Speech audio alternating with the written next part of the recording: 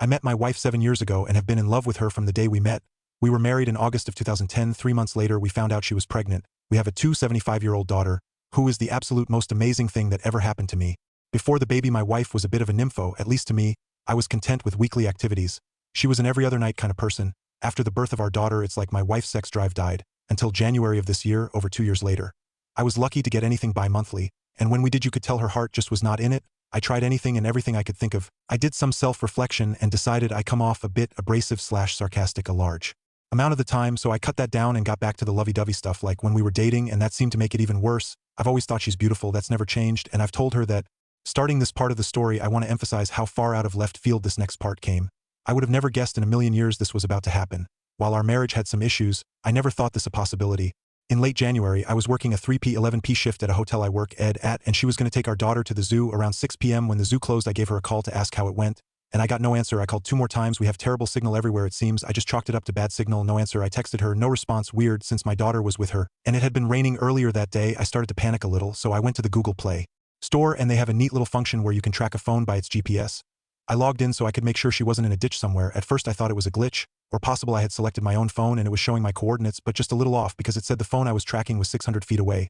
I checked again to make sure I was tracking the right phone, and yes, I was. Her phone was currently at the Best Western, a motel 600 feet from where I was at work. I called her until she finally answered, asked her where she was, and she said downtown with friends. I asked where our daughter was, and she said with my stepmother. I confronted her with the fact that I knew for a fact she was at the Best Western, and she hung up. The short version of the rest of the affair was I clocked out, walked to the hotel, broke the guy's nose, mutual friend from a game we both played, FFXIV funnily enough, noted that the beds were untouched, and took her home. Fast forward a week. At this point I've decided to forgive her, if for nothing else our daughter's sake. But I still love this woman, despite what she had done to me. I get home early from school one day and she's on the couch. She sees me and has this deer in the headlights look, so I snatched her phone under the pretense that I needed to upload all the pictures of our daughter off the phone to my Google Drive account.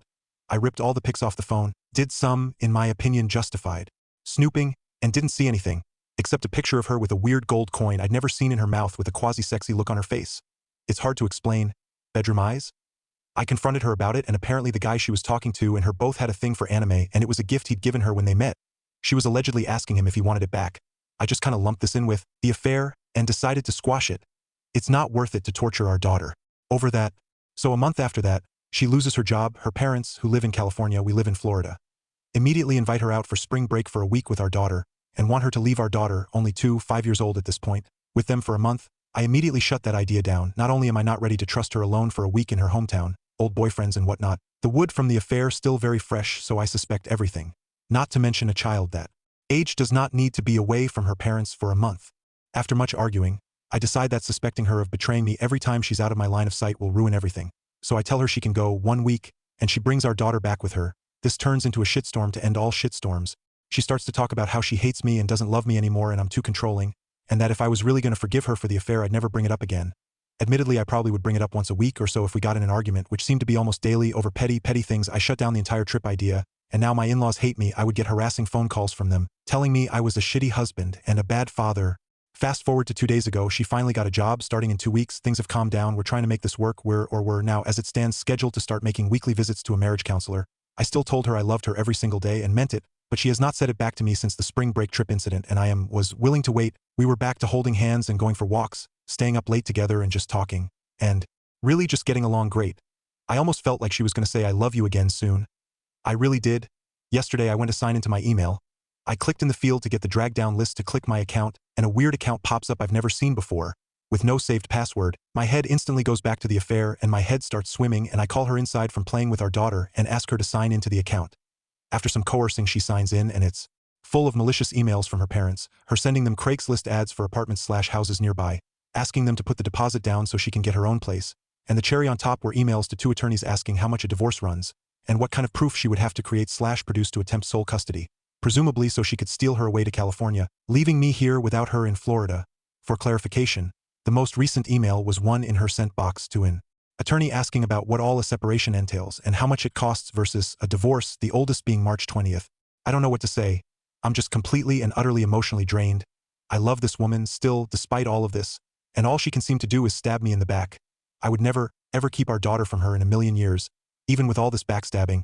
I don't know what to do. The general consensus among the few friends that know what's going on is negative. My family keeps has been supportive of my decision to try and make it work.